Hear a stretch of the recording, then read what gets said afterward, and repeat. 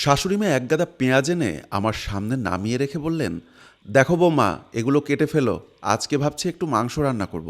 অনেকদিন পর মেয়ে জামাই আসছে বাড়িতে, একটু ভালো মন্দ না করলে হয়? কিন্তু মা, আমি তো এখন মিনাকে স্কুল থেকে আনতে যাব। এখন পেঁয়াজ কাটতে বসলে তো অনেক দেরি হয়ে যাবে। তাছাড়া ওর স্কুল ছুটির পর ওর স্কুলের গেট বন্ধ করে দেয়। আমি যদি মেয়েটাকে বাড়ি ফেরাতে না পারি, মেয়েটা আমার একা একা কাঁদবে।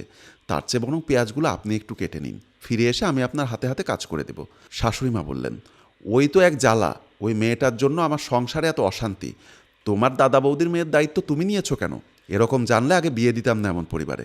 কিছু কাজ করতে বললেই মেয়েটার বাহানা দাও। বলি, সারাদিন দাদার মেয়েকে নিয়ে পড়ে থাকলে চলবে? নিজেরও তো সন্তান নিতে হবে। আর তাছাড়া সংসারে এরকম করে হয় না বৌমা। তুমি এক কাজ করো, দাদার মেয়েটাকে অনাথ আশ্রমে রাখার ব্যবস্থা করো। যা খরচ লাগে না হয় আমার ছেলেই বহন করবে। পায়ের ফাঁস যখন গলায় পড়েছে তখন তো কিছুই করার নেই।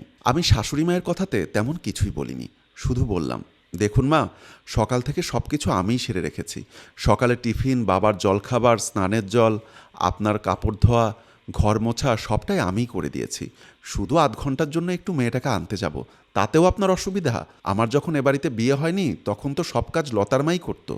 এখন তাকে ছাড়িয়ে দিলেন কেন? লতার মাকে ছাড়িয়ে দিয়েছি কারণ তুমি এসেছো বাড়িতে। একটা বাড়িতে আর কতজন লোকের কাজ থাকবে? তাহলে লতার মা আর আপনার ছেলের বউ কি এক? তাহলে তখন কেন শিক্ষিত বৌমা খুঁজছিলেন? একটা অশিক্ষিত মেয়েও তো আনা যেত। অন্তত সে সারাদিন আপনার ফাই ফরমাস খাটতো, মুখে আওয়াজ করতো না। শাশুড়ি মা আর কথা না বাড়িয়ে পেঁয়াজগুলো নিজেই কাটতে শুরু করলেন। আমি জুতোটা পরে দরজার দিকে এগিয়ে গেলাম।